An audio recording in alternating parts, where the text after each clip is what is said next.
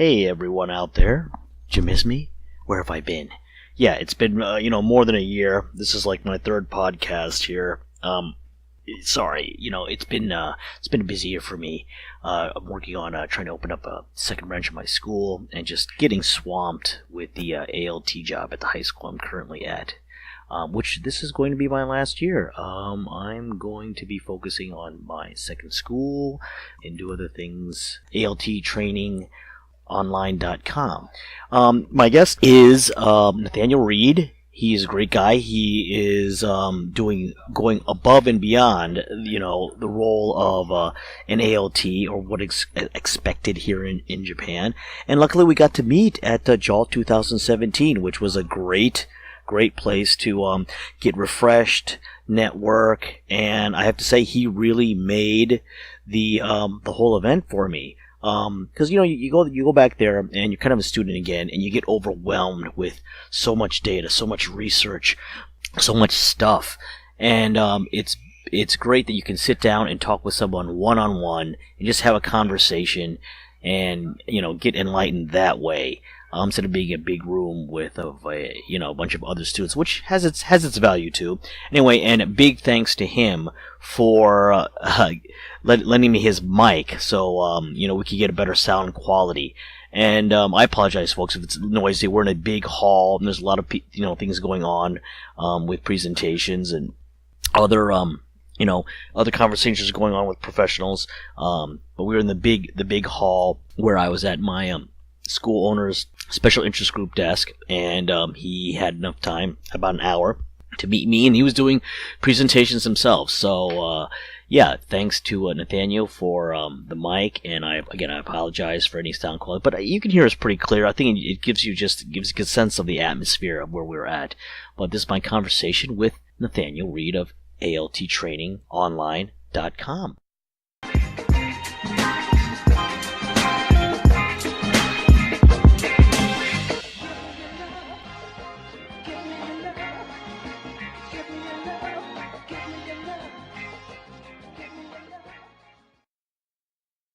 All right, so I'm back here with guest Nathaniel Reed. Here we're at JALT 2017, and I met him briefly online because he has this great info about ALT training online.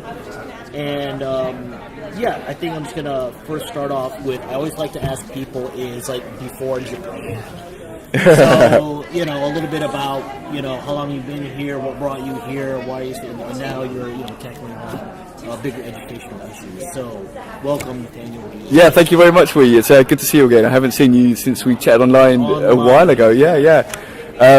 So before Japan, I finished university. A typical thing in the UK is to go for a gap year, and I went for a gap 2 years backpacking. I figured I love traveling, I love cultures, I love different foods, environments, and people. So I wanted to continue, same as so many other people before me. So I came back, got my degree, and then it was a roll of a dice which country I go to first. Japan came up, so I just came here. I figured I'd be here for a year or two, then go to the next country. But then I met a lady, got married, and now have a child, and now I'm buying a house. I'm not in the house yet, although we came close up to last week, and then we figured out that I was like, okay, this is just too much. I told my wife, I was like, look, if I'm going to drop the largest amount of money before in my life, I'm not going to, we don't need to rush in. Yeah. But, same story as you was, yes. I mean, except not university. I was a teacher before this, and I was and I in the U.S. And I was like, I need a gap year break after about 10 years of teaching. Yeah, I always wanted to be an expat. 10 years of teaching. Wow. Yeah, I always wanted to be an expat. So let me go and teach in Japan for you. It'll be a working vacation for me. Yeah. And then I was gonna go to Vietnam. Go teach a bunch of places in Asia. But met my wife and had a kid.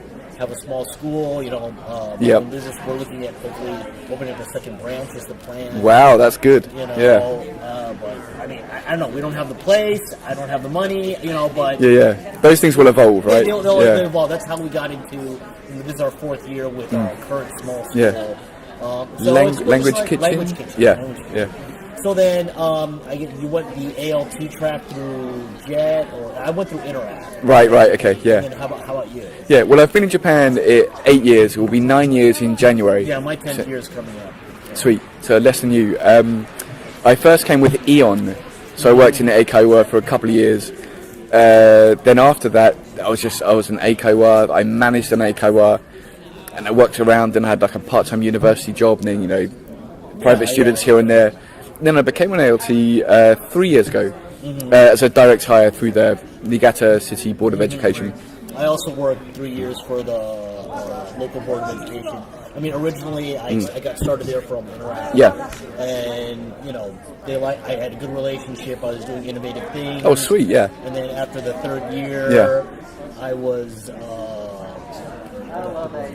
Anyway, I wasn't approached, but it was suggested by third, fourth parties to go for direct hire. And, all right. And I did. So yeah. But even then, after having that, and I at the same time I was having my daughter, my first and only child right now. Yeah. I had her, and so it's like, okay, this is good. This is security, yes. more money and everything. But yes. But after about 3 years, I started to get.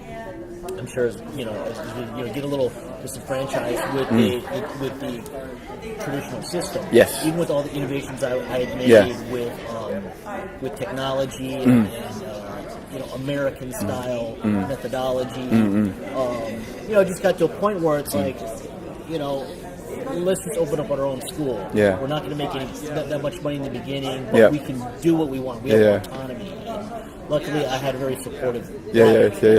Yeah, definitely it was. And the students actually progress a lot in their level of English. Yeah. It's a big difference between just. They're mostly upper elementary students. Yep. But in many ways, they're already beyond the high school counterpart. I teach part-time at a high school too. Yeah. Okay. But they're results of the current of the system. So anyway, so then you started working for the Niigata Board of Education. Yeah. I started an MA before I started for the ALT job. So the final year of my MA, my dissertation was when I started this ALT job. And starting the ALT job, the first thing I noticed that there was no teacher training, even though it was a direct hire and it's meant to be the higher echelons. So I did an awful lot of research, and I wrote a dissertation about the what is an ALT, and in there I found out all these socio-political, cultural, factors guiding it, and how deeply it's. One writer put it was the top of the iceberg. The ALT is the top of the iceberg. All the bulk of it, the 90% underneath, is the culture, the socioeconomics, the education system, all of that guiding it. And like you said before about being disenfranchised, you go to the school and are you a token teacher, a guest teacher, are you a tape recorder, all of these things I've been saying for 30 years. And you think, if it's not effective, something should be done about it.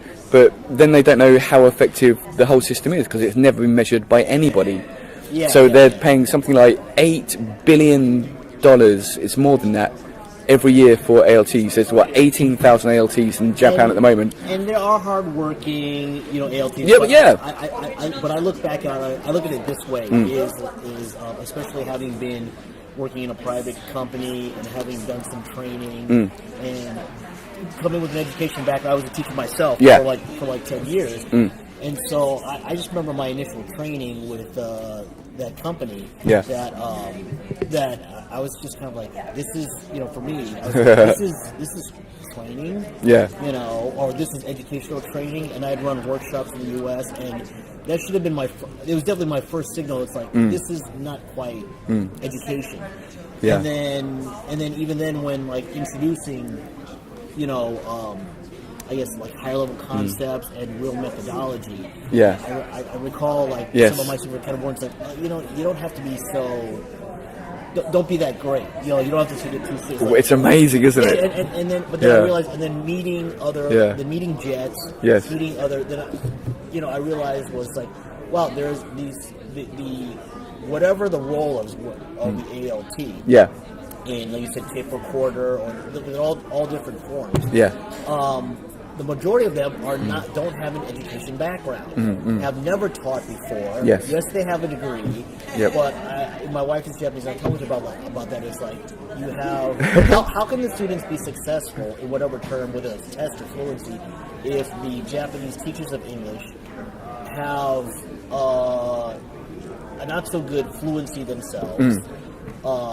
The textbooks are lacking in a practical way, and then the native, quote-unquote native, students have no professional background. But also their training and their work thing, right? There's something like, there's stats by loads of researchers that the Japanese teachers themselves are under so much pressure and stress. Only 20% of their time, 20-30% by different researchers, is spent on actually teaching. So they're not dedicating their time to teaching, they're dedicating their time to clubs and spending like 3 hours calling parents and stuff every day. That's another aspect of it. Anyway, of the curriculum that is overlooked. So the blame about the poor quality of education is not to do with us, not to do with the JTs, it's to do with the system. It's the system in general, and especially we talk about, and you know, I used to report to my wife, oh, we did this today. Yes, I would get my 15 to 20 minutes of innovation using Skype. They could talk with kids in other countries. Nice. You did this. Nice. Introducing, online resources, and showing the JTEs this is how you can use it in a whole class environment. These are great ideas. With the wireless mouse and how. And using PowerPoint. But if I wasn't there to do it, it wouldn't be the teacher lecturing. And you wrote a blog for ALT training online. I think it came out yesterday or today. It was originally for tomorrow. Sorry, 20th of November. Yeah, something around there. But I'd written it was originally like a blog for the Yamaga ALTs because they started doing more direct hires. Myself and 3 others. Yeah, that's the pattern. And that's a key thing is if they could get the direct hires there, and then we would have once a week on Wednesdays to meet together and discuss and share stuff. So that was really valuable. I was the only one with an education background. Yes. So they looked at me. So you could take a leadership role. I took a leadership role. And just here, I've used this, try this. But even then, there would be, basically just that seems like a lot of work. And I was going to ask, did people listen? Did people do this? Yeah, they did, but sometimes it would be challenging just because,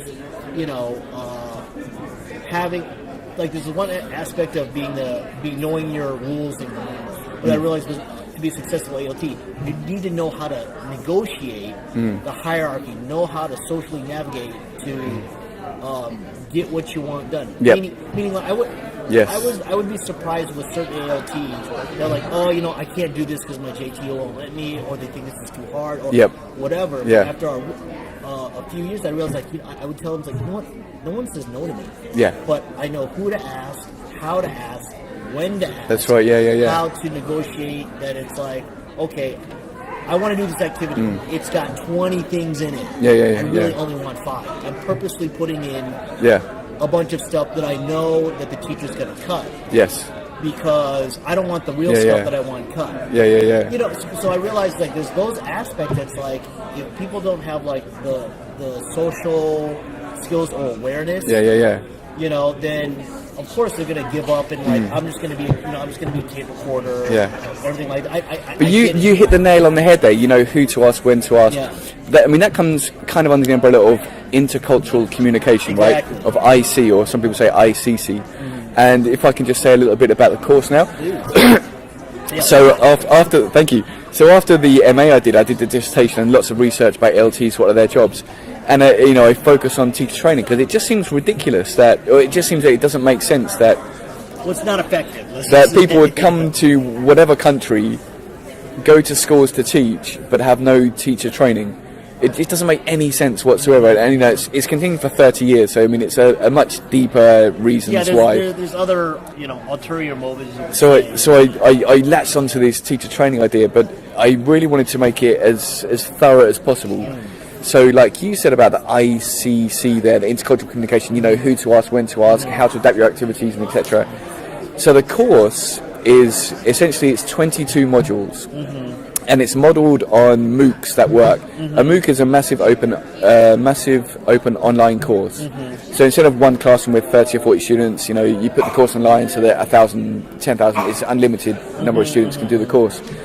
And tons of research has gone into how to do effective online learning, how to get the most use out of it. The course basically has two aims: to train teachers and to connect ALTs. Because we talked about certain different hiring companies there, which like JET or Interact or whatever. There are over 50 ALT hiring companies, and each of them tells the ALTs different things. And each of them has different training practices, and some don't have any training practices. So there's 18,000 or so ALTs right now, and there will be 20,000 by 2019. And with all these ALTs being told different things, different labour laws, some ALTs can only teach by themselves, some ALTs have to teach in a team teaching situation, but team teaching situation is so vague and unclear. JTs sometimes don't come to the classes anyway. But so I figured 22 modules in 3 categories. 22 modules in 3 categories. The first category is what you were just telling me about, the context. So the first section of modules, there's about 7 or 8 modules there, deal with the society, the people. The history, the background, so hopefully they can read it and be like, this isn't the first time, I'm not the first person. Yes, exactly. This issue is nothing old. Let me move past it. The whole as well as the teachers we work with and the students, right? So that the whole context, and like you just said, the lead up to it. The second set of modules are the teaching modules. These are a standard teacher training, right? It's the 4 skills plus phonics, right? So these, we understand the context, and then we understand how to teach in that context.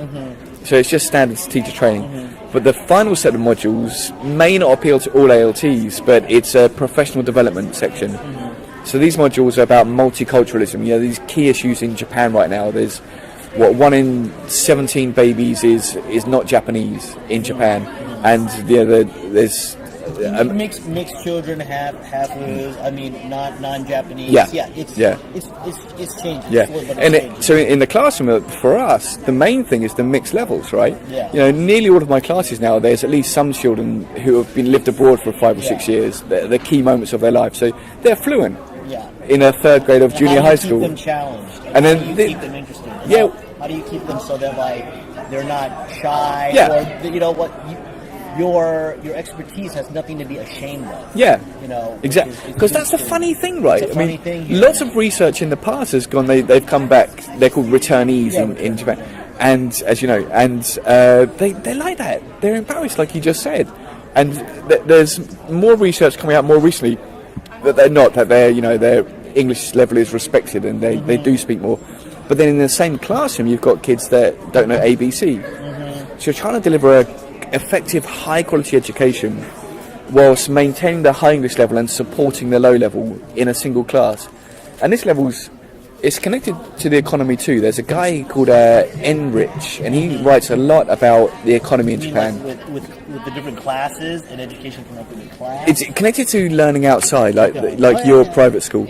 So in Japan, 20% of children under 18 live in poverty.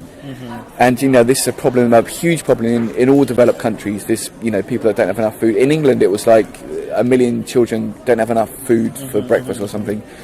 And so the students that do have money, their parents have been sending them to Jukus, to Eikoas. They have access to more information, learning, more opportunities. Globalized view, all of that, and English ability. So they're, these privileged percentage. It is, it's definitely a privilege. So it's also these, we've got the returnees and the, mixed race children, or even not mixed race, just, English or American kids in the class, and the ones that don't speak anything. Then you've got the money influence too.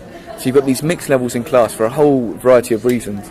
So these are covered in the contextual modules. The context and the PD modules. We've also got things like CLIL in CLIL. What's CLIL stand for? Content Language Integrated Learning. Okay. It's a kind of a buzzword, but it's in any textbook you pick up now. It's about CLIL. Has that been a trending term the last? Yeah. They've been made like active learning. I've heard it come up, but they don't really know what active learning is. At least from my American perspective. Yes. A lot of things that they've latched onto that haven't quite. So it's essentially it's teaching other subjects through English. Okay, yeah. So you're teaching maths or science or geography, and there's two opposite strands. I can't remember the word. That hard CLIL and soft CLIL. So hard CLIL is teaching science with English, a whole class of science in English, and this is what Japanese universities they're called EMI, English as a medium of instruction. Okay. So when the kids leave their high school, they a lot of them go to university, a declining number every year, but a lot of them do go to university. And a lot of universities in Japan are called EMI universities. Okay. So they teach all their subjects only in English. So we're preparing our kids for that. So CLIL is a big thing. But obviously in junior high schools, English classes are English. Science classes are Japanese. Maths classes are Japanese. So we do the weaker form of CLIL, where we might include a little bit of maths or world knowledge or geography or history in our English classes. Like, when was the Edo era?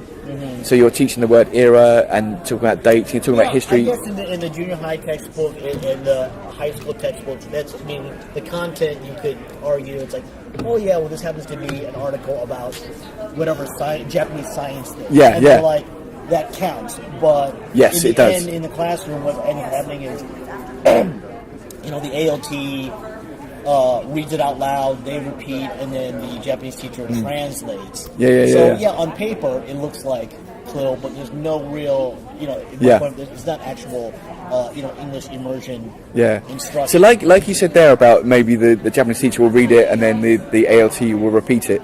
So I mean, this kind of teaching is not really effective teaching. So the course, it's not aiming to take over Japan or anything. It's aiming to respect and understand our position fully, but move education forward. It's giving you the tools to be effective educators.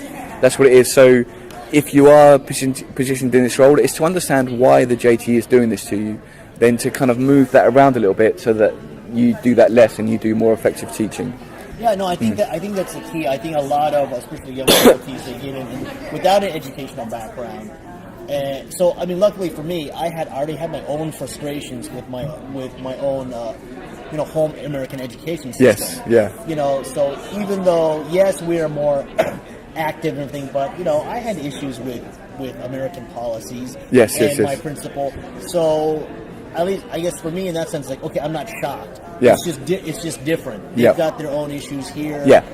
And so I'm open to trying to understand it and do my own research about the history. Yep. And, so a lot of times in discussions with other ALTs, especially the younger ones in the training, where they're like, well, why do they do this? And it's like, well, I don't exactly know, why, but I read this article, this is perhaps a small reason. Yeah. And everything. So you're right, trying to understand the culture and the reasoning and the thinking is the first step. And then I would share that sometimes once in a while with my JTEs. If I found a Japanese version copy about English education, the history in Japan, I was like, and I would do it underneath the guys Sensei, can you confirm this for me? Is this true? Yes. And most often it would be like, I didn't know that. They didn't know their own educational history in a broader sense. Yes. Because I look at it, I realized one thing was, most of the teachers, no matter at junior high or high school, elementary school, they never pursued any education beyond their bachelor. Basically, once they got the test and they got a job, that's it. Yeah. And there's not much more for professional teacher development, except for once a year or a few times. It really is case by case, but generally that's right. Yeah. Generally, I've met a few. People who are they here at JALT who they taught as high school teachers and then were frustrated and then went and got their masters and then came back to the class then came back but that's not usually that's not usually the case that they leave because of all the pressures well then who's gonna teach this course who's gonna teach this class they can't just it's difficult in Japan. I'll be back in 2 years 3 years and become a better teacher. So it's an investment, but so most often than not. When you said a lot of things there that was really interesting. But the final thing about going to the MA then coming back, I mean, traditionally in Japan, if you leave then come back, that's not regarded as very good. Whereas in our societies, if you're going to enrich yourself, go and get an MA, then come back, go and get a doctorate and come back. that's highly regarded. Yeah. They do get more money if they come back. You know, if you and me do an MA or a doctorate, you know, our money doesn't change. And the other thing about teacher development, there's a law in Japan that was a couple of years ago that every 10 years you've got to renew your teaching certificate. In Japan it's called teaching license. But it's just a form that you go and sign. You go and sit down and watch a day's workshop. It's not It's not active thinking. So it does vary a lot. But about the history of English education in Japan, you know, it's been since the Meiji. It's been over 150 years. And it really got serious kind of after the Second World War. But the vocabulary lists were very high. The number of words that the children have to learn. Then it went down, it dipped, and now it's going up again each year.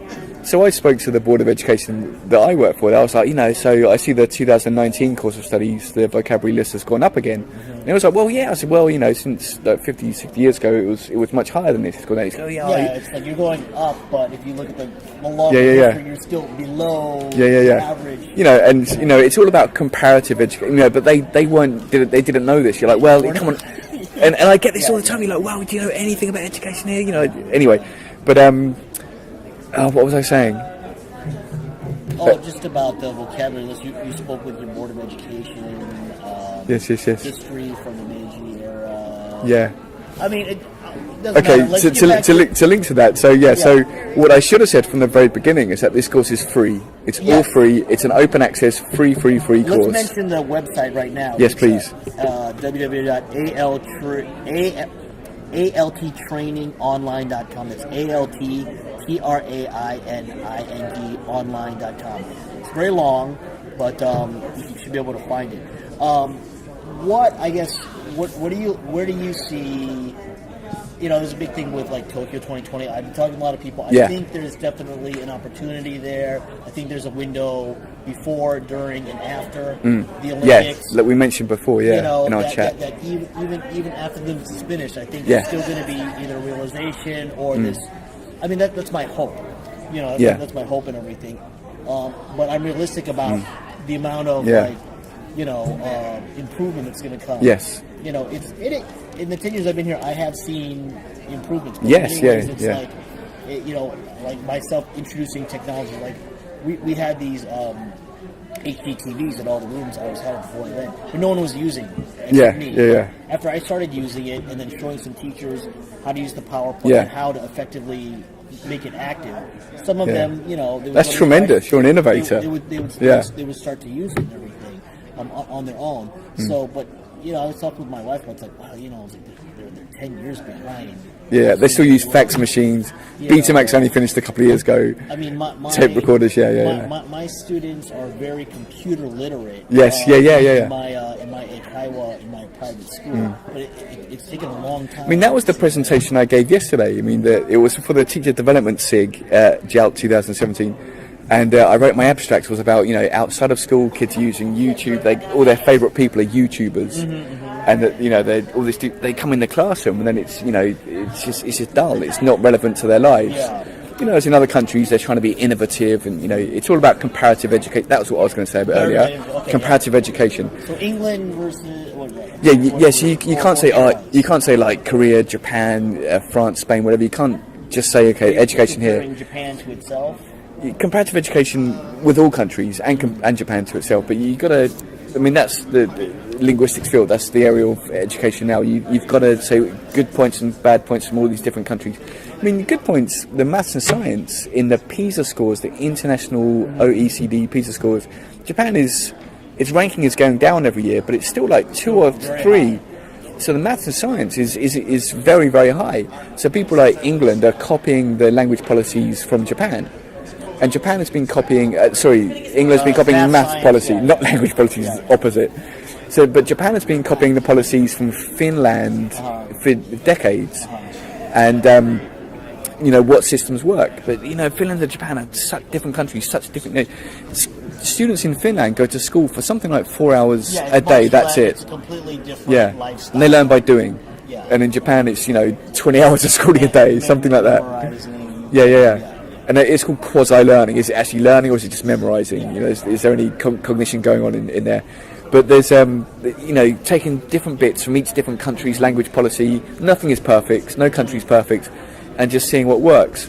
So yesterday I presented on, the abstract was about making education more relevant for students and doing that through good teachers. And to get good teachers is to give them training. Link to the ALTTrainingOnline.com course. And it went down really well. There was some really good discussions. Some people were like, well, this is overdue. This is 30 years too late. I mean, how are you going to bring up the ALT standard now? And I said, well, we can do it by ourselves. That's what I'm doing. I'm connecting with all ALT groups. I'm connecting with JALT, connecting with... There's over 200 people involved now on this ALT training course. We've got 4 people directing it. One's a secret. We're going to be announcing very soon. We've got some big news. Got some big news coming with the ALT training. It's going to effectively do everything. I mean, I think that's a thing, especially what you're doing is networking these people. I have met other like-minded, innovative ALTs who, through their own time, their own money, are putting together resources for other ALTs. Whether people want to use them or not. Whether whether you think it's effective or not, they found it effective for them, and just like. And this was all, I just remember, like, when I first came here, like, 10 years ago, it was really hard to find stuff. I mean, there was things like Inglopedia. I mean, there was some stuff, but I think now in the last 10 years, there's been a much more savvy, younger generation of ALTs who are bloggers, who are using all these... I mean, it's helped with the internet, right? Yeah, it's helped with the internet. So ALT is, I mean, we've been actively searching all these people. There are some amazing ALTs out there. The ALTs, we vary so much. There are 18-year-olds that come to Japan just for a year, then have got no interest in education, no background, whatever. We want to make those better teachers. But we've got ALTs who've got PhDs, who have been teaching for 30, 40 years.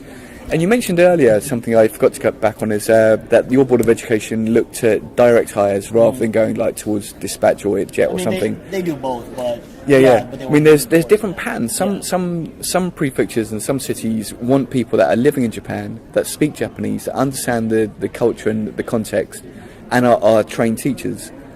And that's a pattern happening a lot.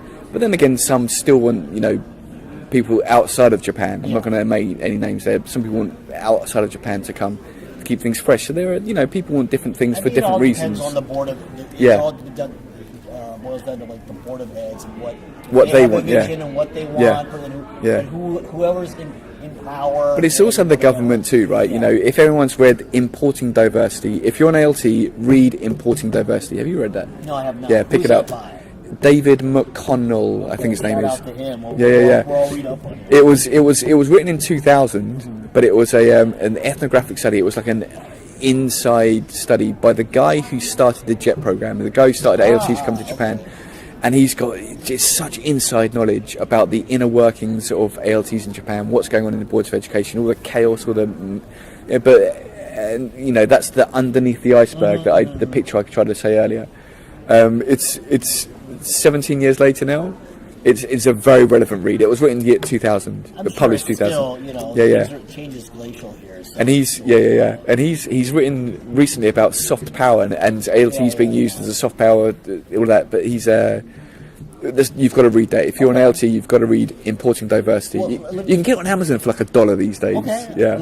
So let me ask you this: Is how long have you been with you got Board of Education? 3 years. 3 years. Yeah. And then are they aware of ALT training online? Yes. Just like how obviously you have a good relationship with them. I've been there 3 years and everything. How do you cultivate that? How did you get that job? I guess I'm just trying to set the tone for people who want to be direct hired. Yeah. Because I help get the person who replaced me, and I wanted to make sure that they're a person of quality. I was like, okay, I can't be copied, but I'm gonna try to get the closest thing. That's a shame. So I but at the same time, telling with the Board of Education, when I told them that I was going to pursue other things, and I don't know, coaches, but like they didn't fight too hard to like try to keep me, to persuade me. Yes. So I don't know, I guess maybe they're used to just, foreigners like, okay, they leave. That's what they do. Even though I'm still in the town. I mean, it rotates a lot, right? And especially the direct the way they treat their ALTs. And even like with all companies, with the culture and things, it's rotation a lot, which is a shame because there's no consistency in education, right? But then that's the whole Japanese education system, right? Teachers can be at the schools for just 7 years, and they've got to move to the next school. For fairness. But like you asked about how I got the job, I just saw the job. In Niigata, we've got like a newspaper, like an English newspaper, so I saw the job advertised there. My wife was pregnant. I think we'd just had the baby, or she was pregnant. I can't remember. Maybe just baby. So she wanted me to get a more secure job. At that time, I was working at a local university, had some private gigs, and the money was better than I'm earning now, and it was more enjoyable. It was more motivational. I could do what I want, and I could increase quality of education and English levels. You had more autonomy. Yeah, but she was like, "Well, this is a secure job. There's pension if I'm ever going to get that money, but there's the healthcare, all that kind of stuff." And the hours I finish at 4, then I can be home with my family. I can take care of my daughter, and cook dinner and everything. And I really didn't want the job, to be honest, because I liked that one. But I was like, okay, I understand the security, so I'll go along to the interview. And I went along to the interview, and I replay it in my mind now. I think because I was a little bit apathetic. I didn't really want the job, so I was just very casual in the interview. I was very confident because if I really wanted the job, I'd probably be more nervous. But I didn't really want the job, so I was like, yeah, whatever. I just answer, not being cocky, but just confident, just oozing confidence, which I wouldn't have been if I wanted the job. And maybe because of the confidence, or maybe because I was midway through my MA at that point, and other people had pedagogical backgrounds. I've been living in Japan for 10, 15 years. I don't know if it was the MA that clinched it for me or what, but they gave me the job. Out of 7 or 8 applicants, me and one other guy got the job. That was it. Yeah. And so then once you got in, how's it been like, negotiating with your JTEs, having autonomy, trying to be, innovative, like basically, like, well, what's been your challenges?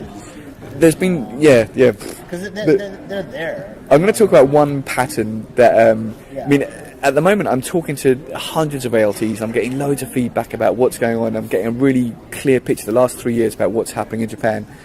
So for me personally, I'm going to talk about one pattern that I've heard from a lot of other people too. It's just a pattern I'm interested in. In all of my schools, I've been teaching by myself. The Japanese person has been in the classroom, have helped out whenever I've needed a translation or something. But I've been teaching by myself because, like you, I was a teacher before I came to Japan, and I've taught in lots of different countries. That's what I was going to say earlier, just very quickly. Teaching in different countries taught me the common sense to me now, that culture influences teaching. Culture influences everything, what people are doing every day. So I had to adapt my teaching style if I was in Argentina or Morocco or Indonesia, wherever I was. You can't teach the same way. Yeah.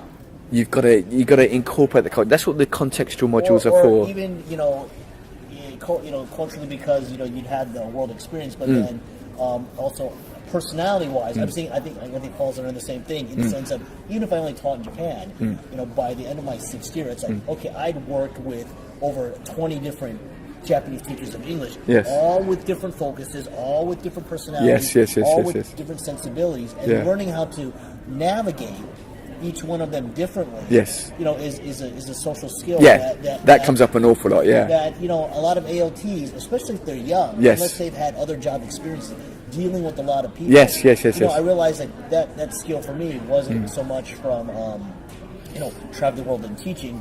Having other jobs in the service industry as a bartender, as a waiter, sales. So I'd already, just like you, had let's say cultural/social personality.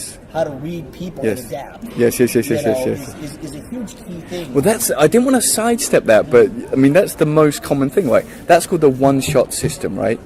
The one-shot system is that ALTs, we go to different schools every day of the week. Sometimes we go to 2 schools in one day, one in the morning, one in the afternoon. Multiple teachers, multiple classes. Rather than going to one school from Monday to Friday for that academic year, we go. It's called the one-shot. We go to this one school, then go to this one school, go to this one school. And the government tried to help that out by having a base school, but nobody really even knows what that is. And some people, but it doesn't make any difference from any other school.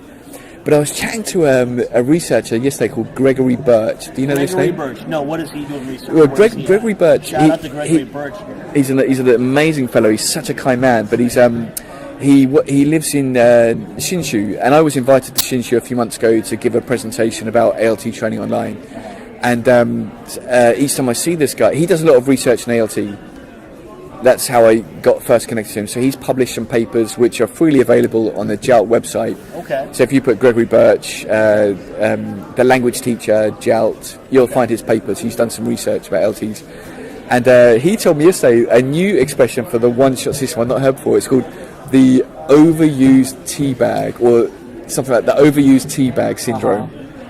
So the idea... it gets diluted, Yeah, you go into this one school, then take out, you go to the next school, you take out, you go to the next school, and you just drain. There's this, that was the image. I've never heard that one before, but the one-shot system has been talked about since 1987 as one of the biggest problems of the ALT system. So the places like Tokyo who have got money get to send their ALTs to schools like Monday to Friday. Yeah. But nearly everywhere, ALTs don't do that. They have this one-shot, overused tea bag. Big problem. There's no relationship with the students. You don't know who the students are. You see one class. What was his research? Like, what did he? So I can't remember his research, but he's done lots of research about ALTs. Look online. Okay. Look at his papers. They're freely available. David Birch? Gregory Birch. Gregory Birch. Yeah, he's a great guy. Really, really great guy. Okay. So going back.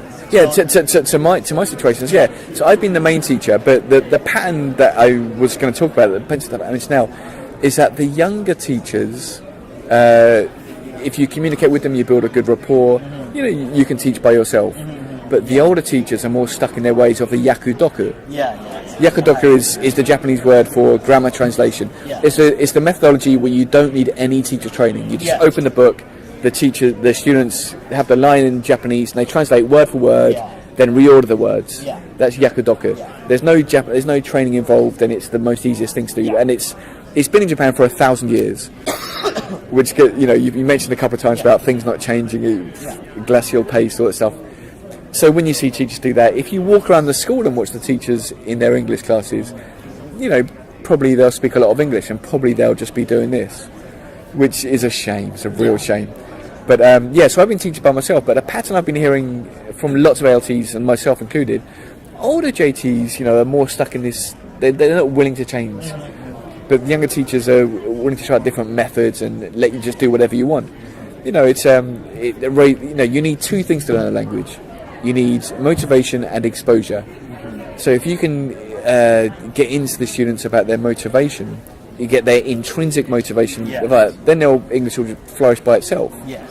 They'll learn that you don't need to go to an English class to study English. You can do English any day of the week, any time. You can do it whenever you want. But we need a textbook, we need a classroom. You get rid of that ideology, then you raise the intrinsic motivation. Bam, there you go. That's part of my. That's where I look at my focus again. Is like just introducing in the classroom apps. I mean, we're not supposed to be smart. They're not supposed to be smart like I'm a teacher, so I hook up the smartphone or the tablet to the TV because I'm lucky enough. And it's like, here, you know what? Let's ask Siri a question. And then practice that and show them it's like, I know you guys are used to this as basically a game or an entertainment device. Yeah. And you're not aware, your teacher's not even, your JT's not even aware that there's all these free learning tools out there. So let's just do it as part of, as the class activity. Yes. I'm just introducing. I would love us if we just did Quizlet. Together as a class. Is this in junior high school or high school? This is in the high school that I'm at now. Yeah, okay. But I realize like when I try to implement those, depending on the JTE, their value is like, oh, we've already done this before. Like we've already done it 3 times. But it's a tool that works. You just gotta allow them to let them use it. So I realized because I realize for them the value is like, well, if you're not making something new, then you're not being, creative as a teacher-centered device. Like, and everything. But my feeling is like, well, no, they need to do it more because there's no depth here. You guys keep throwing them with new stuff, new grammar, new whatever. But none of it has stuck. if they can use this very simple app over and over. I mean, that's in humans, right? You need 7 or 8 times to develop a habit, right? Yeah, that's the thing. So if you just hours or whatever, like that, whatever. But so if you just do it once, there's going to be nothing gained. So you've got to do it repeatedly. So I look at it as like this is just a way for me to expose them. Like they didn't know that this existed. They didn't know that here you can use Siri to check your English pronunciation. Or just have a conversation. You can have this conversation with the machine here. And everything. So I don't know what I was getting at. But there's lots of opportunities for that. So we've got a tech module in the free course in the ALTTrainingOnline.course. There's 2 things to talk about the course. The people writing the modules, I guess, is quite an important thing I haven't mentioned yet. So the people writing the modules are some ALTs are writing modules. There's a phenomenal lady, Charis. She's writing a module on teaching methodologies because she's doing a PhD in this, so she knows her stuff, and she's just an excellent person. And ALTs themselves, there's 6 ALTs together writing a module about working in Japanese schools. So they've got you covered. Whatever you're experiencing is in there, how to deal with it, how to make it better. And for ALTs, before they come to Japan or in their first year, we'll get a lot from this, learning what the schools are like. But the modules like teaching listening, teaching vocabulary, teaching speaking, all this, are done by people that were ALTs like 20, 30 years ago, but are now working in universities. So names that we know coming to JALT, but people that ALTs listening to this may not know. So people like Dr. Melody Cook, Charles Brown and Rob Waring. These guys, these people have published books, lots and lots of books about their field. If you look a quick online search, you'll find they're the top of their field. They're volunteering their effort to give modules for this course. Well, that's what I mean, especially what you're doing. I think the motivation is there for a lot of ALTs, or basically non-native Japanese who understand the challenges. They want to give back, and we want to give back. We want to try to genuinely improve. And I talked with my wife. I was like, part of the problem, part of the challenge I always ran into at the Board of Education and teachers was, every time there's a workshop or they're revisiting the once a year big books, it's like, test scores need to go up. The kids aren't motivated. The kids aren't learning. But at the same time, it's like you guys don't want to try anything new. Yes. And especially, just be personally, hey, I'm a licensed teacher in my home country. Yes. We've got our own. But basically, it's like you want things to change. You're not willing to try anything new. Yeah. And the resource that you have here, yes, just me, not ALTs in general, but even then, you just got to talk with the ALTs. Yes. Even if they're not education trained, but like they went through a system. They have methods of how they learn phonics and stuff like that. You're not utilizing that resource. As my presentation yesterday, all the people in the crowd were tertiary level, were university teachers. So my deal was, you want better students? Train their teachers. Train their school teachers.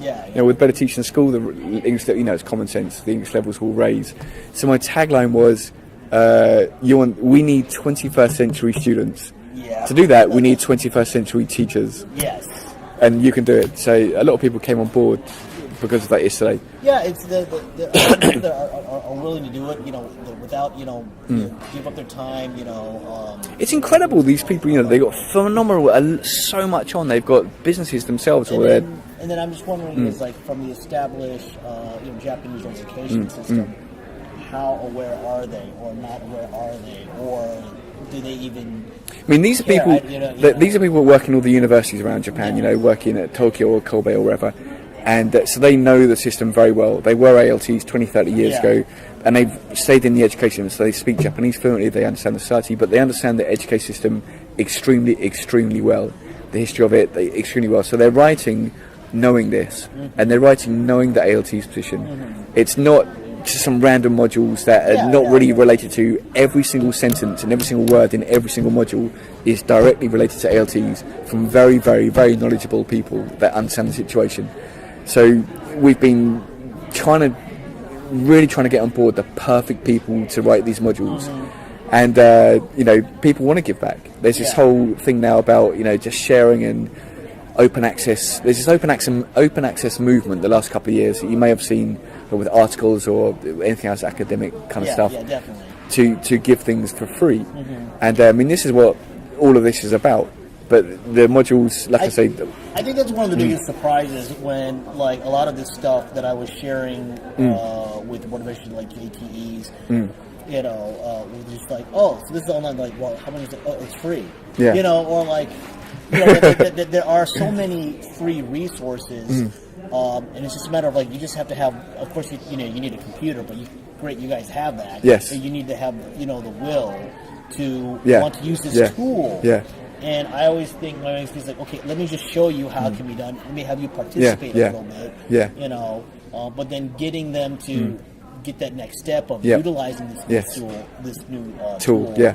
Besides their old, you know, the system that they're used to of just basically translating. When we talk about JTs there, I mean, the biggest problem is we're supposed to be team teaching.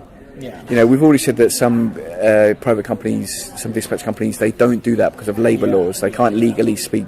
Right, but generally it's supposed to be team teaching. But in 30 years, there has never been really any team teaching with both team members. The JTs will train to be a teacher at university, will receive little to no training, but the two parts of the team are not together generally. Well, but there's not enough time supposedly for collaboration. I mean, it's been attempted lots of times, and Sendai Board of Education has an excellent system, and it's an excellent system for over 20 years. Yeah, I think they have like they have like a website or whatever that was. They've got support for ALTs. They've got monthly training. Yeah, and they do a lot of team training. They were like kind of my inspiration for doing my Yamaga. All right, yeah. You know, kind of blog for us to share ideas and post ideas. Because like, they're doing this in Sendai and everything, and it was really well thought. So different things are happening, and like Okayama had a system and different things, but there's nothing really consistent with all of there. So the LT training online, it's all in English, but we're trying to get some more Japanese. And further down the line, we've just had we've got this guest blog system I mentioned a while ago that you contributed to, and I think your blog's coming out tomorrow. Okay, cool. We got a blog from a lady. I'm so sorry, I can't remember her name. Annette. She does a website called Eigoganbare. I use her stuff. Yeah. And she's on Annette. You know, I use your stuff from Quizlet. I think, you know, the work you're doing is great. She's on Patreon. I have to support her and give a donation. Yeah. But yeah, I mean, she contributed to the blog about teams. A team teaching, but it's in English and Japanese. Oh, that's great. So she was a phenomenal support. So that both teachers could read this, they could read this together, and they could 100% understand. You know, if they download. I think that's a big key is making these resources in Japanese and available to because they just don't know. Yeah. And everything, and I mean, one of my, I guess this is where I can help out. This is like one of my goals for upcoming spring is basically I'm going to be quitting my high school job, and will let me focus more on my own private, you know, like Iowa school, and also like ALT training online. But also one of my intentions is like I'm making materials, my own materials that I've used all the last 10 years, but I've always just like given away after I've left. And it's nothing, I mean, just like, you know, prototype flashcards, but in a way that for conversation with clear instructions, you know, games, stamps of motivation in English and Japanese. All right, stamps of correction, because, you know, I just don't, it's the same thing over and over. You didn't use your punctuation, spelling, and it's like, you know, pronouns, let me just make something with stamps. So I made custom stamps. So okay. ALTs who aren't proficient in Japanese can have it bilingual and just like put a stamp on it that's like, you need to capitalize. Yeah. You know, and self-correction. Self-correction. You know, for the students. There's more processing going on. There's more learning. Yeah. And so, you know, what I plan to do is, my wife is like, okay, once a week, twice a week, well, let's just do a trip, and I'm going to go and visit a bunch of schools. And peddle this stuff, just like they have with insurance. You know, people, or I've had in my town where like some guy will show up and like sell a bunch of ties. And jewelry and things. Just the other week. Whatever to the in the staff teachers' room. Staff room. So, but it's like no one's ever come with materials for English. You know, doesn't make any sense. So, but at the same time, I'd like to be able to like, you know, print out and show them this resource, other articles. a lot of times I found myself, I was being really proactive here. I was being a resource for the JTEs of like, oh look, this new article just from Japanese Times Online. Do you know about this new policy? Yeah, yeah. You know, and they didn't unless I brought it to them. Yeah. So I realized that because the JTEs they're so swamped with non-educational. Yeah, like we said, 20% of their time is education. You know, that they don't have time to look at the bigger picture. Yes. Too, Yeah. Of like, okay, you're just trying to get through the day. Yes. Yeah. You know, and that goes not only for young teachers. I remember I was shocked at one day, quite a veteran teacher. She had, you know, she had taught for like 20 years, or something like that. Not long. But I remember one day when I would ask her, it's like, okay, you know, what's the plan? You know, I need 20 minutes for this activity. It was always a daily negotiation of just checking up of, hey, is the schedule going to change? Yeah. You know what I usually do, but I want to make sure. But I remember her just like very casually offhandedly saying, I don't know what I'm going to do yet today. Yeah. And which for me, I was really shocked by that because, you know, there was something, I don't know, is this cultural or just a person, but it's kind of like, I could understand that if you were like your second year here, but by the time you're at this, you shouldn't talk like that. Yes. You know, you should know exactly, or at least in a general sense, it's like, the textbook changes, maybe the content changes, but you've got your systems in place. But at the end of the day, it's like, I kind of felt like saying, well, what do you mean? You're just going to write the lesson on the board and then translate it. Yeah. So I don't get, you know, we don't do any like, there's no like new activities unless I bring them in. Yeah. So I don't know what it is.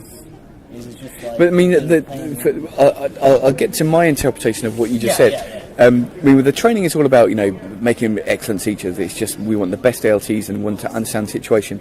But understanding the situation is things like this, some more serious things. We've already mentioned like 20% of under 18-year-olds are in poverty in Japan. But the number of like mental disorders, you know, or depression things is escalating. Whether it's just because people are counting the stats more or what, who knows. But the number that's a good point to bring up. The number of, you know, things like... You need to be aware of. Yeah. You're not the only ones that are going through stressful times. Yes, thank you. It's like... That's what I wanted to say, thank you. You have to realize that the JTs are all kinds of... And the stats for these are openly available. There was something like 11 cases of 11,000 teachers not going to school for periods of longer than 6 weeks because of depression last year, and each year it goes, you know, burnout or tough. I mean, and nearly it's a tough job. And the more rapport you grow with the teachers, like I work at 2 schools this year. At one of the schools, a teacher left recently, and the other English teachers told me, okay, he's had like depression or something at the moment. And another school was like a month or two ago that, you know, so-and-so teacher was left because of the depression things. And their workload is just so high, and it's almost directly connected to that. We need to understand this to be sympathetic and more, you know, we can't just complain and be bam, like high energy class. They're huge, you know, they're huge. But so let's the students too. Yeah. How do you build rapport? Let's talk about maybe some tips and tricks of like how do you build do you know what? That's an excellent question. Something over all these years that I haven't really thought about. I mean, but I know the answer to. I can think of some answers to. Yeah. By being professional. You know, I don't go in there like I'm a kid that doesn't know anything. I go in there like I know my stuff. You know, I've got 20 years of teaching experience behind me in lots of different places, and you know, I've done a lot of research into this. You know, the contextual modules.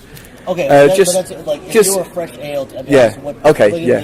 Rephrase the question, please. Yeah. Well, I guess like for me, you know, was like I love food. I love cooking. Yeah. So me because too. of that, Yeah. Because of that, you know, I bring leftovers so that, you know, the small things so that my JTEs could get a different taste. Yeah. And they really, you know, it's a gift giving culture. That's a mix. Like that's just one thing. Is like, bring them food. That's a nice mix of cultures, right? Because they always bring that omiyagi, souvenirs from wherever. So on the first day of the year, you know, I got an idea from one website. Maybe it was ALT Insider or one of those sites, and you can get these Kit Kats with a section on the back. A little label, you can write the name. Yeah. So when you go and visit your school before you start working there, say hi to everyone, or introduce yourself to the vice principal or whoever, and then take a picture of there'll be on your desk the names of the teachers and where they're sitting. or it'll be on the window of the staff room somewhere. Take a picture of that, so you've got the students, the teachers' names and where they're sitting. So you've got the list, and get these Kit Kats or get something else and write the teachers' names on it. So when you start your first day at that school, give them each a biscuit or a Kit Kat or whatever. So it's got their name on it, and smile. Yeah. Just so small. Like, we're human beings and we react to like physiology and tone and all of this. You're giving off all of these things when you immediately meet someone in any country. Yeah. So a little cultural thing like that, and then when you go to classes, when you're speaking to the teachers, respect how much work they've got. Mm-hmm. You can pick up on this. I mean, I work at one school with like 700 or 800 students and one school with about 300, and one with about 700 or 800. The teachers are stressed. When you walk into the class staff room, you can just feel it. And if you approach the teacher, they don't want you to approach them. But of course, they're very polite and very nice, but you're just increasing their stress levels. So choosing your time to speak to them. They understand it, you understand that. Little non-verbal things like this that build rapport so much, like, because you're knowledgeable about the situation. Just pestering them all the time. It's not pestering, because if you're an 18-year-old and you're new and you come here, it's a new language, it's a new culture. It's overwhelming. But understanding these things, really, really, really helps to make these steps towards rapport. I always did was like, the point was like, get to know your JTE in the sense of like, I always had conversations like, okay, why did you become an English teacher? And it was either like they did a homestay, and so I pay attention to that. Yeah. And basically, find out their interests. Yes. And I would not just kids, but make little gifts. Like, I found out they were really into this American sitcom called Full House. Yeah. And then I would, then I would burn them a copy, in English. Yes. Of like short clips, and they would, they would love that. It's wow. I haven't seen that in a long time. That's wonderful, yeah. Or just point them to did you know about, this website? Yes. Print out. So, I always try to make an effort, because they're burned out, they're working hard, to show that you're really paying attention. Yes, to them. yeah. And depending on, your budget and time, if you have a family or not. Yeah. And I know usually it's, things are done in groups, but usually if people are so busy, unless someone kind of organizes or spearheads, it's talk to the head JTE. It's can we have a mini NCAI? Can we get together? Yeah. And of course, everyone. That's right. Go to drinking parties or try and organize one. Yeah. Try to organize one, because I know no one's gonna want to do it. But once everyone's there, then it helps let off the steam. Yes. And it helps build. And that helps build the rapport. Yes. But just really a lot of just trying to take notes, write little details of or she likes this suite, or she likes this group and everything. Yes. And then I would just print out an article that's in English, because it's something that they're interested in. Yep. And it's did you read about this news about Taylor Swift? And they would appreciate that. Yeah. So. And that's one thing is I know, depending on the ALT. I mean, there's a whole ton of things. It's another job. Yeah, it's a whole another worth of effort. When the easiest thing for you to do is just to sit at your desk and wait to be called on. Yes. And. But just all these little things, like you've been doing all of your life anyway, with friends that you've made throughout the years and connections you've made and networks and stuff. It's exactly the same. Now, you can do that in the teachers' room with all the other teachers, but outside of school too. Something since I've had a child, I've been increasingly aware of. Outside of school, if you live in the countryside, there might be like 5 or 6 foreign people there only. But in a city, there's thousands. So people will know who you are, and you'll be watched. I mean, not watched, analysed, but you'll be watched. So your students' parents will know who you are, but you probably won't know who they are. And then they'll go talk about you. They'll go talk about what they saw you do. This incident, the owner of one of the students, the owner of the onsen. And something good or bad, You'll know about it. Yeah. So I mean, you're a member of the community. You're a part of the community. You're integrated. You might feel like you're not integrated, but you really, really are. And people have been telling me these stories from all over the place. Personally, there's a Welchia near me. The drugstore. And one of the ladies is her son is in the 3rd grade of the school that I work at. So he's like, "Oh, how's my boy? Is he a good boy?" It took her a while to open up, but she was like, "I was like, well, no, he's a good boy." So when I see him at school, there's that connection there. And when I go to the local park with my little girl, then I see all the elementary kids there. Then all of their parents, everything, they will all be playing together. I can't escape that in my time, because like now the students that I was there when I was first, in junior high, they're all graduating, so they're all working. So I can't go to an izakaya or the checkout without seeing them. Oh, they're like all times like we say, "Oh, do you remember me?" Like, I remember you. How's your English? And it's good to see them. Yeah. They're not English fluent or experts. Yeah. But we had a good, they enjoyed my class. They remember me. They remember my class. And like I said, it's like the fact is, it's like I can't go anywhere in the town without running into a former student. Yeah. I mean, different individuals will interpret that different ways, right? Some people want to be like, I'm a super English teacher. If these people don't speak English, then I'll tell them. But other people just want to build rapport, want to have a nice life. We live in Japan. We're integrated into society. So if we see these kids who I see a lot in the local convenience store or wherever in the izakaya, it's great to see you. Then I'd have to speak a little bit of Japanese, but it's, you build a relationship and all of that. So I just want to go back a little bit, change the subject again. So I mentioned ALT Insider, and I didn't mention ALT Wiki. Do you know these two websites? No. Yeah.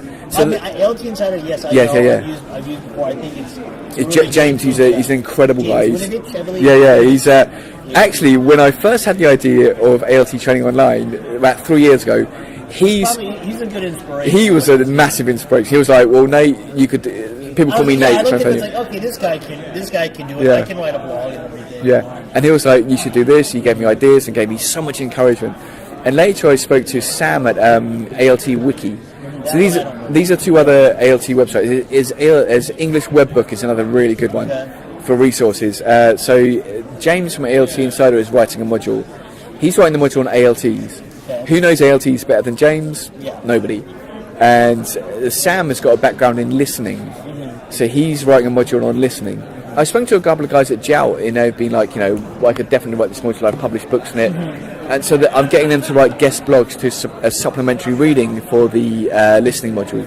But yeah, ALT Wiki and ALT Insider, they're both contributing. So the ALT training online is connecting with all ALTs and all ALT groups. Huge and resources, and practical ones. Like I said before, there's contextual modules, there's teaching modules, and there's professional development modules. What the PD modules, what the professional development modules, the final two things, it's really what the course is building up to. And some ALTs will only want to be teaching. Like, I guess the younger ALTs who are here for just a couple of years will just want to know how to teach vocabulary, how to teach speaking, how to teach listening. How to be politically effective for my short-term time. Yeah, they can do that and get some really good skills that they could use in other professions, whatever job they go into in the future. For teachers who want to be more teachers or want to get into teaching or academia a bit more, the course supplies them tools. Is that a school? Nope, I was hoping to talk to the BizCom people. Oh, they're not here. Okay.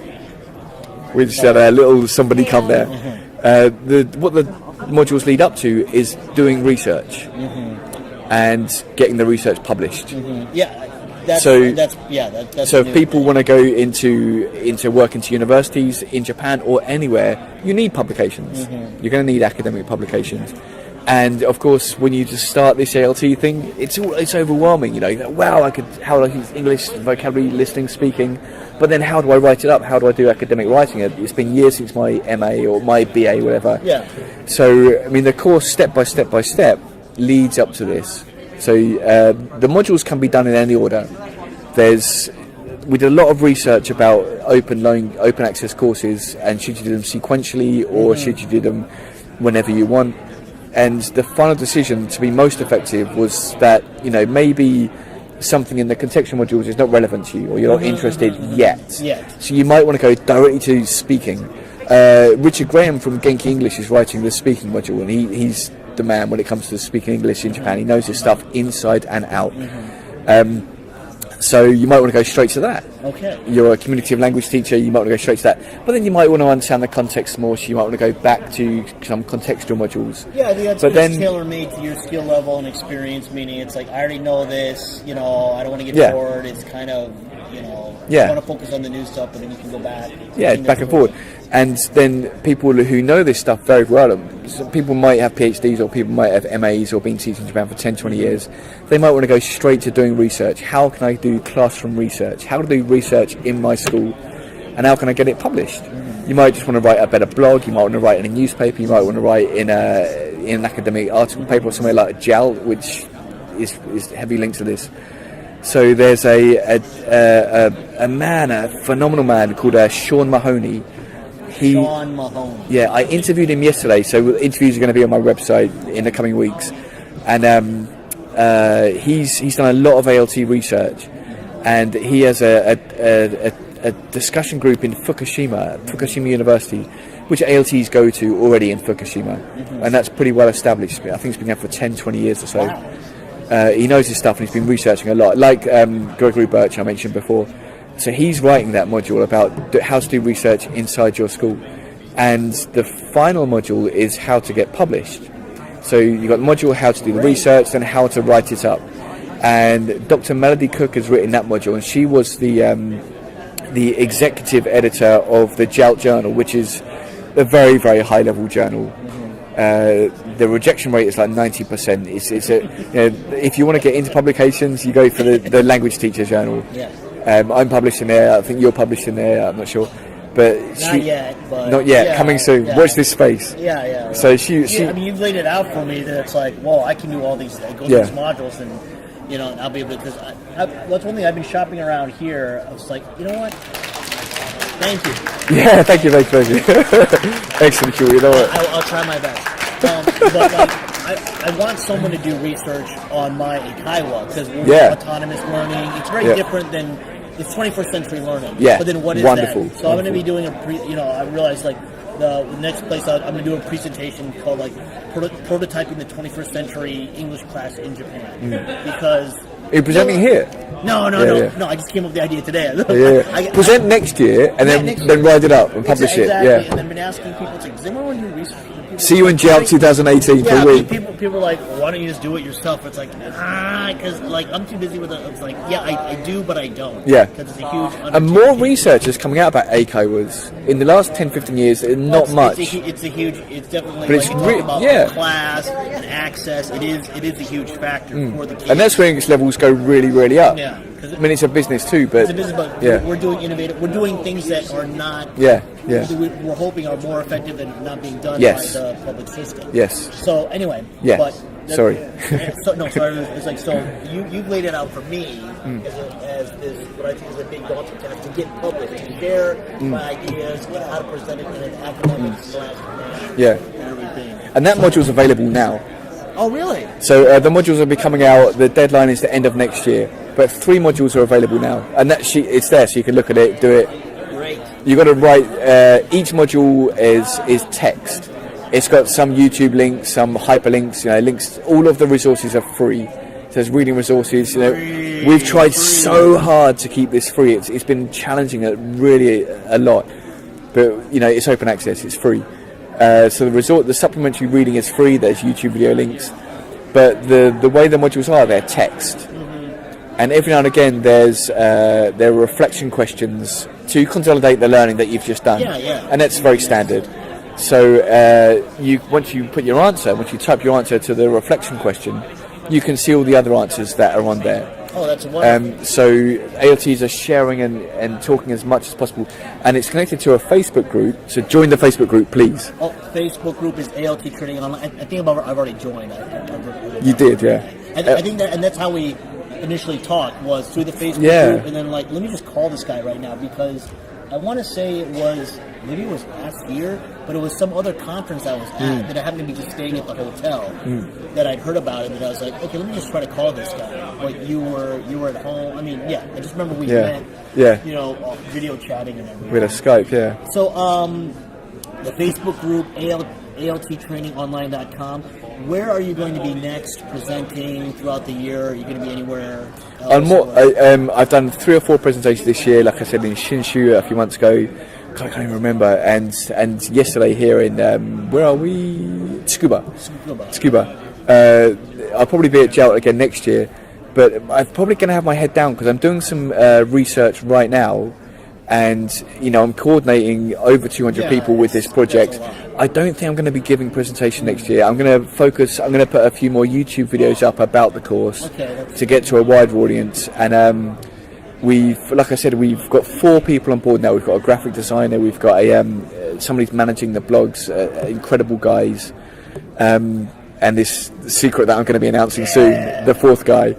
I don't think I'm going to give a presentation next year. Maybe at JALT. Well, I mean, have you ever considered doing like a webinar? I mean, 21st century. I probably will, but we're not really doing any marketing yet. I want to advertise the course when it's complete, when it's available. And something we kind of got started earlier, but we didn't finish, was the course. The goal of the course is to be available completely by 2019. Okay, that's the. So the deadline is by 2018. Then we've got a whole year for ALTs to be doing the course, and the new course of studies. The Japanese government sends these course of studies about every 10 years. Oh, it's going to get revised. Revised, yeah. And the new course of studies, English is going to go down to the 3rd grade of elementary school. Yeah. In the 5th and 6th grade, it's going to be a proper subject with. Now it's it's not a proper subject, but it's going to be tests and better textbooks. Yeah. The textbook is called We Can, so we're going to have a new textbook. And in junior high school, it's supposed to be English only. I say supposed to because anything in the course of study, every sentence it says in principle. Yeah. You speak English only in principle. And the high school policy was English 7 years ago. English only, and that didn't happen. Yeah. Implemented. And the issue about the course of studies is that it's a guide. Yeah. It's not you've got to do this in school. It's a guide. So schools interpret the course of studies very different, and the schools progress variably. Yeah. But the point for the ALT training course is to be well up and running by then. So I think by 2018 we're going to be marketing it a lot more. By now it's kind of word of mouth. Yeah. The link is on ALT Insider. The link is on ALT Wiki. The link is on Eigoganbare. It's on ALT is on the English web book. It's on Facebook. It's linked up here and there and there. It's very grassroots, and I think that's the best way right now. I think as we're getting closer to 2020, big 2020. Yeah. I think that's a key word. I think everything's going to align. Yeah. Because you don't want to get out too quickly. Yeah. And then it's not finished, and then it's kind of it's broken. Yes, yeah. And everything, it's gonna get overwhelmed. So you said a key word there. Sorry to just cut that a bit. Grassroots. Yeah. So it's an independent initiative. Yeah. So the main thing there is that there's no money involved. There's no finance. So we're not geared by anybody. Like if AJET or if MEXT or if JALT or whoever were like the motivation's coming more intrinsically than from an outside source saying, hey, here's ALT training and go do it, go use it. Right now, it's like, oh, I heard about this resource. Yeah. Maybe you're interested. I use it for this, and this. So I think that's the best. And the content of all of the modules is, it's right in the middle. Mm-hmm. It's not saying, go to this group or put your money here or do this to this other group or anything. It's true. It's honest. It's real, and it's written by the ALTs. So just to finish before we go, because we're kind of hurrying things up now, there's the course and there's a blog system, a guest blog, which I've kind of touched on a little bit. The guest blog, they're written by a whole bunch of different people from around the world that are relevant to English education in Japan. There's Dr. Galloway. She was a JET 20, 30 years ago, and she's in Edinburgh University. Mm-hmm. She's recently published a book about English as a medium of instruction, which in Japanese universities, it's English, science is taught in English. So she was a JET LT, I think she was, or ALT for somebody, 20, 30 years ago. She's written a blog that'll be available, I think it's in January, about EMI in Japan. You've written a blog about using Netflix. Mm-hmm. I think that's coming out tomorrow. Yeah. And at the moment they're coming out monthly, about a range of different topics that are very, very relevant to ALTs. Mm-hmm. So ALTs can get involved by writing their blog. Mm-hmm. ALTs can get some writing experience by writing blogs. Yes. Yeah, definitely. And there are lots and lots of other things involved to make it more interactive and more for the ALTs. We're experimenting with different forms at the moment, and we're going to move over to, this is good news, we're moving over to Slack, I think, because it's very interactive and we can share stories. And I'm on Slack. I'm still figuring it out. Yeah, so please teach me. No, I'm still. I just signed up like 2 months ago. I mean, it was through an organization, a person here, and that's something. Like part of it is like when these new ways to share information, resources, I was like, I need to make another login name and another password. Yes, yeah. You know, but so we're that's what we got to do. We used like Moot or something before, but we're trying different things. But that's the little challenge is to keep it free and to keep it accessible to open and just to open it more and more and more to everybody. Right, I think I've explained my course. I think that's great. Yeah. Thank you so much. Thank you so much. It's free. It's free. And so Nathaniel Reed, ALTTrainingOnline.com. And I definitely think this is something that's present, and it's just only going to grow, and it's something that's definitely needed. And I'm glad. Thank you. You really made this trip for me because last year for me was first time at JALT in Nagoya, and it was learning. Yeah. So meeting other people who are at a higher academic level, gathering information, going to presentations and learning and getting stuff that it's like, oh, this research affirms my instincts. Yes, I felt this all the time, but now there's research that backs it up that I already knew, and getting new ideas. Yes. And then this year I realized okay, I'm more about me staying in one place. Yes. And meeting the people to have long conversations nice. like this. Yeah. You're getting a lot then. And so it's just a different different level, and being able also to give back advice, to people. It's like, oh well, this is where my expertise has been in the last year. These are the questions I'm asking. Let me pose them to you, and then hopefully I can help spread your information too. From my perspective, just quickly coming to JALT, I've been going to JALT for 5 or 6 years now. And 5 or 6 years ago, I was working at Eigoganbare, right? So I was thinking, well, what's here for me? Everyone's in university. Yeah. But in the 5 or 6 years, each year, I've seen more and more presentations. I went to 3 today about teaching junior high school and high school. And because of this shift towards elementary, every single elementary school will have an ALT. There's so much more research and presentations coming out about elementary, junior high and high school. I think about 20-30% of the presentations today. I saw an increase between last year too. That it was like not so. So this is for ALTs now, and that we really need to get involved with this to find out what's going on and mix with the people that we're going to work with. And we will. Thank you very much. Yeah, thank you so much. No, thank you. You made this trip for me. All right, and go out there and do it. All right, thanks.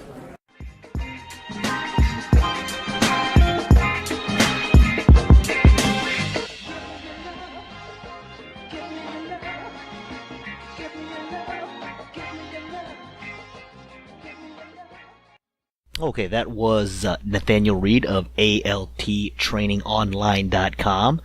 It's a free teacher training course designed specifically for current and aspiring ALTs in Japan.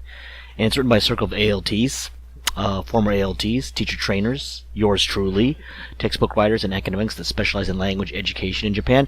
And look, if you're just here, just for a year, or you're here long term, and you really want to make a difference, you really want to grow as a English educator, as an ALT here in Japan, I suggest checking this out. This is a new thing. It's put together by a bunch of people with a lot of experience, and we're just doing it to bring Japanese English education to a whole new level, to evolve. So, if you're sick and tired of the way things are, grow yourself first, and then you've got people who've been there, done that can give you some advice. Get involved. Check out the blogs. I'll be writing my own blog in there, and why don't you write your own? I think the best thing for people to do is to share their experience, share their frustrations, and share their solutions.